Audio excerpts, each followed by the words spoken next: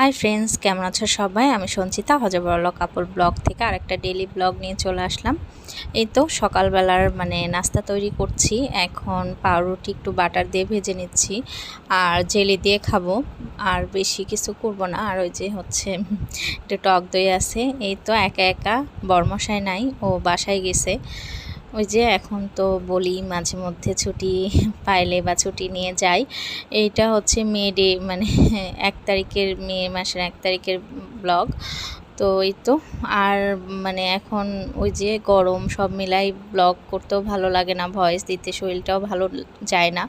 তো এই তো খাওয়া দাওয়া শেষ করে বাড়িতে থাকলে তো টুকটাক যে কাজগুলো থাকে সেগুলো করি। নোংরাগুলো, শোকেসটা পরিষ্কার করলাম, তারপরে এই যে ঠাকুর যে ঘরে থাকে ওই পাশের রুমটা আমাদের, ওই রুমটার খাটের তল পরিষ্কার করলাম। সব কিছু করে চান টান করে এখন পূজা করছি। ও তো নাই, পূজা আমাকেই করা লাগবে।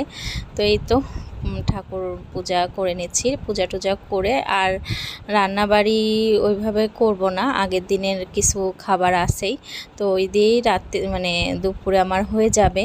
তো এই তো পূজা শেষ হয়ে গেছে, এখন প্রায় বিকালবেলা, মনে হয় 5টা কি 5:30 বাজে। তো ওই যে পড়াতে যাচ্ছি। প্রথমে ওই স্টুডেন্টকে পড়াবো, সাফওয়ানকে, তারপরে অধরাকে পড়াবো। ওর বাসাটা একটু দূরে, তো ওকে আগে পড়াইনি। আর সন্ধ্যা হয়ে গেলে একটু একা একা কেমন লাগে, তো এই জন্য অধরাকে একটু পরে পড়াবো। ওর বাড়ি তো আমার বাড়ির কাছেই।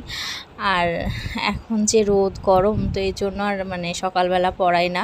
এই জন্য বিকালেই পড়া, সকাল বলতে ওই যে দুপুরের 2টার দিকে পড়াতাম, তো এটা এখন আর পড়াই না। তো ওকে পড়াই, এই যে অধরাকে পড়াতে আসছি। তো আসার পরে অধরার মা বাবা দুইজনাই বলে যে থাকো, খেয়ে টেয়ে যেও রাত্রিরে। তো এই তো খাওয়া দাওয়ার আগে আমরা একটু লুডো খেলছি।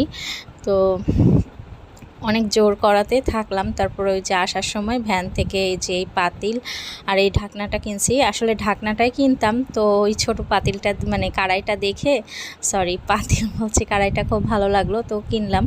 তো এখন এই যে একটু ওদের দোলনাতে দোল খাচ্ছি। আমার তো দোলনা খুবই ভালো লাগে, কিন্তু আমার ঘরে কোথায় দোলনা রাখবো সেই জায়গাটায় নাই, আর বারান্দাতেও গাছ, সব মিলায় হয় না। তো খাওয়া দাওয়া শেষ হয়ে গেছে, এখন এই যে পুডিং বানাইছে। হ্যাঁ, পুডিংটা অনেক টেস্টি ছিল, খেতে অনেক ভালো ছিল। তো পুডিং টুডিং খেয়ে আমি চলে যাব, রাত্রে থাকার জন্য বলছিল। তো